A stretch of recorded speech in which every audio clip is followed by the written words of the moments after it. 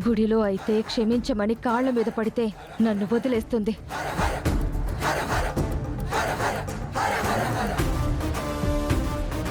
నిన్ను ఎక్కడైతే చంపాలనుకున్నానో అక్కడికే వెళ్తున్నా.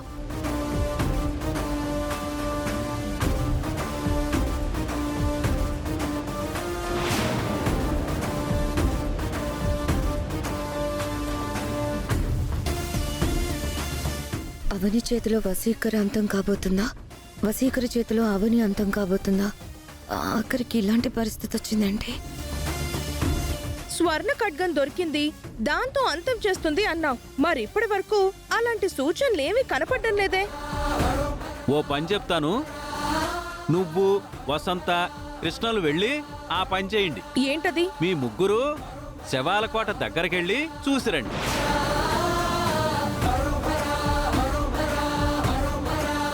ఇక్కడ సెటైర్లు వేయడం కాదు, మీ కొంత దమ్ముంటే వెళ్ళి చూసిరండి.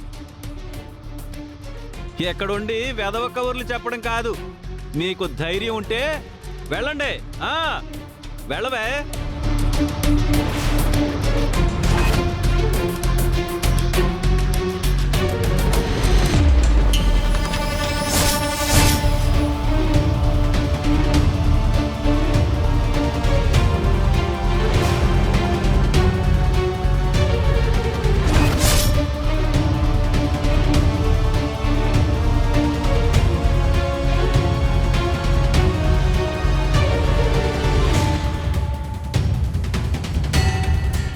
అదిగో వశీకరణను వెంబడించుకుంటూ అవని వస్తుంది.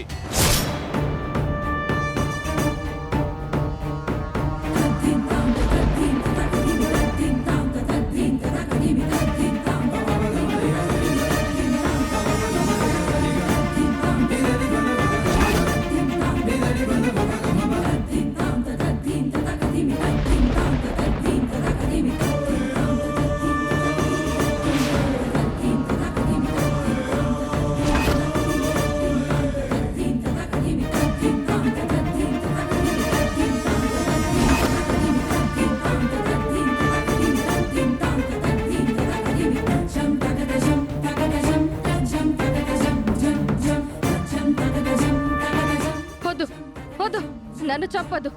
నేను మీ కుటుంబాన్ని, ఈ ఊరిని వదిలి వెళ్ళిపోతాను. నన్ను క్షమించొద్దులే, నన్ను క్షమించొద్దులే.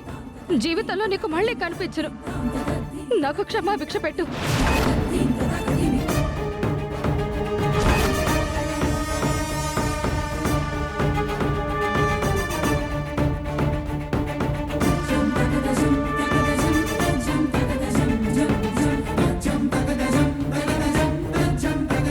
నన్ను వదిలే, వద్దు. నీ వలన నా ఊరి వాళ్ళు చనిపోయారు. నిన్ను క్షమిస్తే వాళ్ళందరూ తిరిగొస్తారా?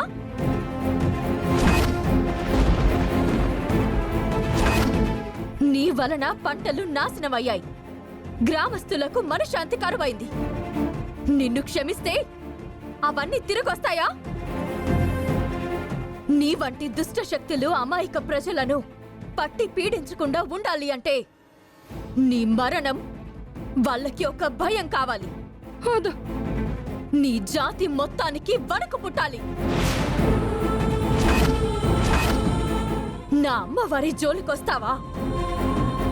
నా అమ్మవారి ముక్కు పుడక జోలికొస్తావా? నా బిడ్డని చంపుతానంటావా? వద్దు, నన్ను వదిలే. ఎంత ధైర్యమే నీకు?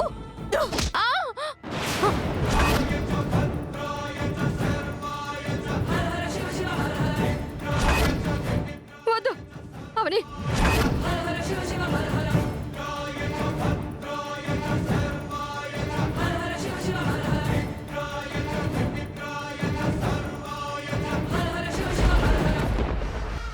మర్రి చెట్టు తొర్రలో ఈ స్వర్ణ ఖడ్గంలో ప్రాణంను భద్రంగా దాచుకుంటే నేను కనిపెట్టలేననుకున్నావా? ఈ రోజుతో నా గ్రామ ప్రజలకు నీ పీడ నుంచి విముక్తి కలిగిస్తాను.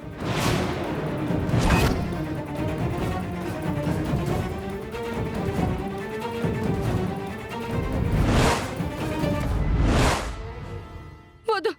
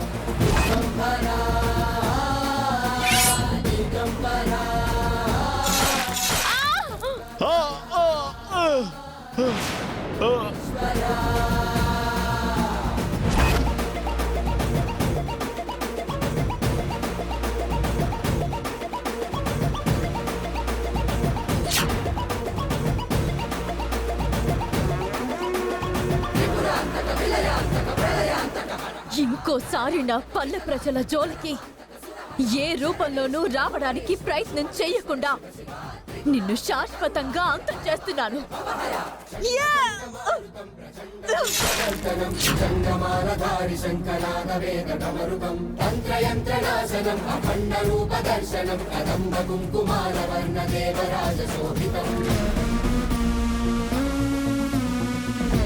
అమ్మా! అందుకో రక్త తర్పణం.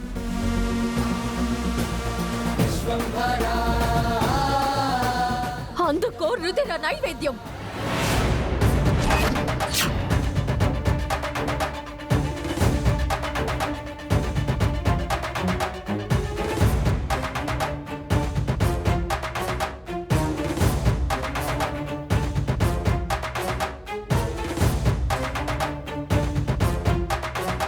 అవనిలో అమ్మవారు ఆవహించారు.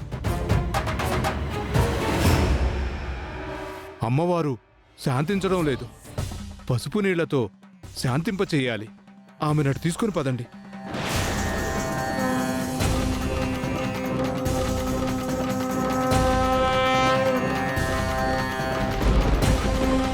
తీసుకురండి. తీసుకురండి అమ్మా.